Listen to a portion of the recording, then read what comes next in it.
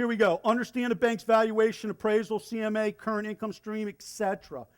I talked about this briefly.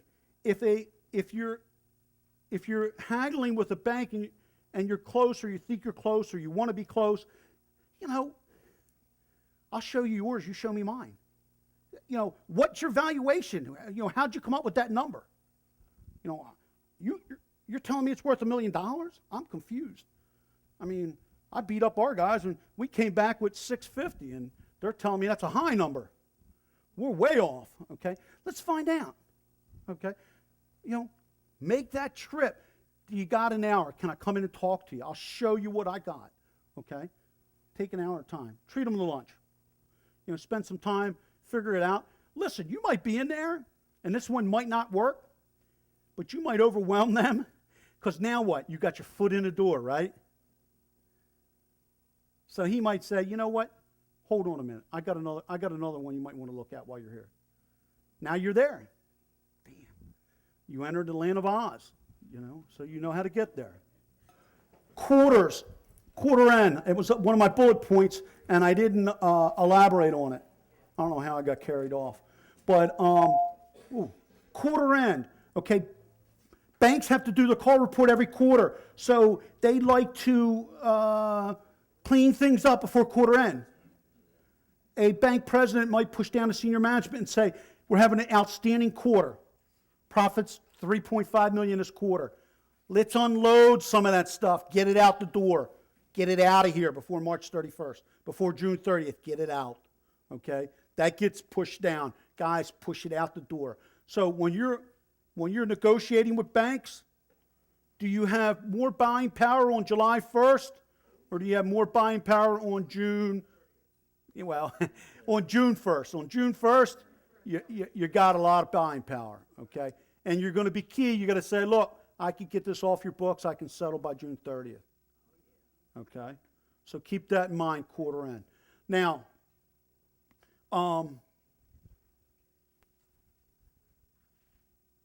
let's talk about when you purchase notes. Just a few workout options real quick, okay?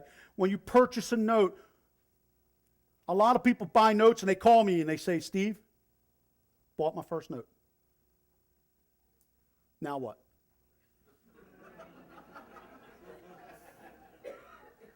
Okay, now what? Let's put a little water on it and see if it grows, all right? There's different things you can do with notes, okay? With residential, I try almost always, when I buy notes, to try to keep the borrower in the house. I'll modify a note. I'll do a forbearance agreement. I'll do a short sale if the borrower doesn't want to stay there. But I can do a lot of different things. I can get as creative as I want. Everything I do is papered up in a legal binding agreement. And it's based on borrower's affordability. So if you're buying commercial paper, consumer paper, it doesn't matter. Where it does matter is commercial paper, you have much more flexibility. Consumer paper, you have much more regulation. Okay? So when you're buying commercial paper, you can add guarantors. You can add collateral. You can add numbers or change things within the loan docs that you're unable to do on a consumer. You can't add a guarantor on a consumer unless you're redoing a whole new loan with a new till, new regulatory requirements, all the docs, everything. Don't go there unless you have an attorney that's doing it for you. Could be a bad ending, okay? Now, if you have a consumer loan, you want to get, same thing with a commercial loan, you want to get financials, updated financials, a templated form that outlines someone's financial capacity. What do they have? What liquidity do they have? Investments, 401k, et cetera, et cetera. What is their earnings? You're going to get their last 3 pay stubs. You're going to get, consumer now, last 3 pay stubs. You're going to get their tax return. Don't let them tell you, well, I haven't filed taxes for 3 years. Then you're going to get them to fill out the form that says that you can go to the IRS directly and ask for a copy of their returns. You're going to find out real quick whether they filed. If they tell you they're on extension, you're going to ask them to get a copy of the extension from their CPA or accountant or the one they self-filed and provide you with a copy of that and sign this form here just in case you want to go to the IRS to see if you filed, okay?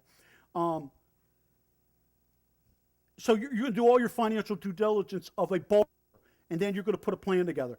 Don't contact the borrower and say, you're never going to believe us. I bought your note. I want to give you a 3% rate. Hold on a minute.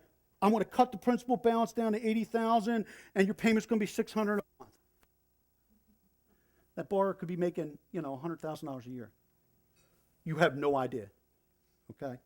So do your financial due diligence. Don't set a borrower up to fail because time and money, your time, your money, you're going to do a forbearance agreement, you're going to do all this other stuff, a loan mod, all this stuff, recordings, whatever, and they're going to fail in the second month, okay?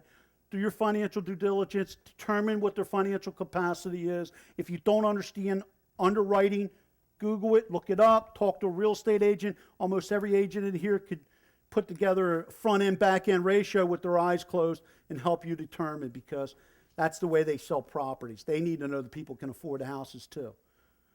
Commercial, you want to get commercial taxes. You want to get, their personal financials, including their personal taxes. You want to get bank statements. Consumers as well. I asked for 3 months bank statements. What? Everybody freezes when I say that. Because, borrower says, my husband's self-employed, don't make a lot of money. You look at their personal bank account and they're putting $12,000 in there a month deposits. Okay? Define a lot of money. So do a financial analysis. Come up with a plan that works for the borrower and a plan that works for you. Okay? If it works for the borrower and they continue to pay, your yield's there. But it's got to work for you as well. Okay? If a borrower's loan is at a $220,000 loan and a property, on the best day, fully painted, all new landscaping is worth $120,000. Modify the loan, drop the balance. Give the borrower some incentive to stay there. You surely didn't pay $220,000. That's the UPB. What's the market value? 120? What did you pay? 60? 65? Okay? Drop the balance down. Give the borrower an incentive to stay. Okay? Try to keep the payment within whatever their affordability is. Calculate a front-end ratio. Okay? Try to keep the front-end ratios between 32 and 36% if you can. Okay? Establish escrows. Ask for, if they're delinquent, ask for some good faith money. Why? Well, here's the deal. If you want to keep your house, you have to show some good faith. You haven't made a payment in 18 months. I'm already into this for legal expenses. So why stop now if you have, if you're not willing to come with good faith? Come to good faith. Come up with $2,500, $1,500. You're going to do a financial analysis and say, you're bringing home $6,000 a month gross. You haven't made a mortgage payment in 18 months. Something tells me you got $3,500. Look at their pay stubs. They're putting in $600 every pay period into 401k. But they can't make their mortgage payment $800. All right? So be educated. Same thing with the commercial. Look at the rent rolls. I love when I talk to commercial clients and they say, I was going to make a payment, Steve, but I didn't have the whole 15 grand. Well, how much did you have? 12. What did you do with it? Steve, I don't have that 12 now. I just didn't have, I didn't have the 15 grand. Well, why didn't you give me the 12? And then we could have talked about the other 3 and made some arrangements to move forward. So figure out, what are they doing? Where did 12 go? What happened to the 12? Okay? Is he funding another apartment complex that he's doing rehab work to? So you're going to, forbearance agreements is a terminology. You're going to forbear from foreclosure, which means you're going to stop foreclosure, and you're going to do this contingent upon some action steps, okay? The borrower has to do the following, okay? Borrower has to reaffirm the debt. The borrower has to agree to make payments. The borrower has to agree to make payments towards the arrearages. The borrower has to agree to pay the taxes that are in negative escrow. Whatever those contingencies are, okay? You both agree. And the lender agrees to modify the principal balance down to X, re-amortize the loan over the remaining term of the loan, whatever the case may be. Okay? That's a forbearance agreement. Loan mods are more permanent. Forbearance agreements are more temporary. Okay? So a loan mod usually gets recorded, and that's where you're modifying the terms and rates of a loan. So there are just a few things that you can do when you buy a note. But one of the most important things when you buy a note is to understand your borrower's financial capacity. That should be first and foremost. Valuation of property should have been done before you bought the property. So you should have a real good feel what that property's worth. Second is, you have to know what your borrower's capacity is. You need to get them back in line again. Okay? Are you buying under an existing forbearance agreement? If there's a forbearance agreement in place, of course you're going to look at that forbearance agreement before you buy the note, because the forbearance agreement might say a 2% rate, and I've seen a ton of these, which is not a bad thing. Don't be fooled by a 2% rate. A 2% rate on a $180,000 balance when you're paying $40,000 for the house is a lot higher than 2%. Okay? So do the math. You only pay 40 grand on it, and you're getting 2% on 160, 180, 4 times over. Okay? So understand financial capacity and know what your buying power is on quarter ends. Okay? And I don't want to get too far and too deep, but I think that's good for now. I was going to talk about bifurcating notes. There's a lot of scary looks.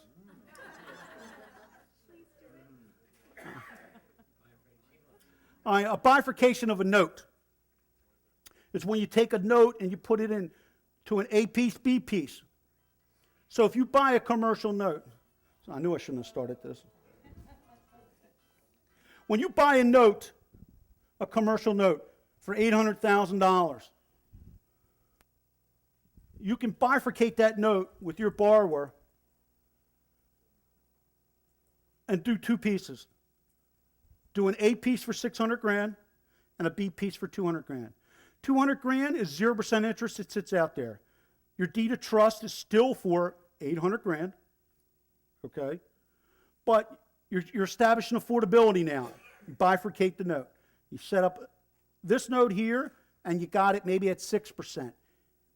It's a much better yield and an easier sell for you once you get this note performing at 6% than it is if you have an $800,000 yield with a negative LTV at 2%. Follow me? All right? So now you're selling a note, and you're selling the A piece, B piece. The B piece is 0, and it's all document, legal document. It's not, over the phone or on the internet. Okay? So it's a legal document in place that's going to state that there's an A piece, B piece. A piece 600,000, B piece 200,000. And now you've got it performing, and the commercial guy's happier than hell because the 200,000 is 0% interest, and maybe you say to him that 200,000 goes away upon 48 consecutive payments without default. Pretty strong incentive for them to make 48 consecutive payments. So now you're selling that note on the market. So now you turn around, you're selling a $600,000 note with a high assurance that he's going to make 48 straight payments. And it's at 6% or 8%. Okay? And if he makes the 6 payments, you got this 200,000 kicker, 48 consecutive payments, it goes away. If he doesn't, you got the kicker out there anyway.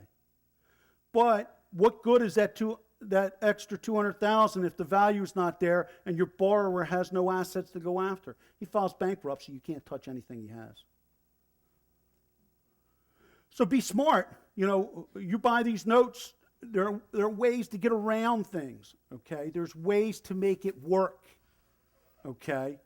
You just got to know, what your borrower's financial capacity. Don't call, a consultant or whatever and say, I need you to do this workout. Okay, well, what information have you gathered from the borrower? I got the loan docs. That doesn't help me, You need more information, more information. Okay. Sue, I think I'm done. My jaw hurts. Thank you.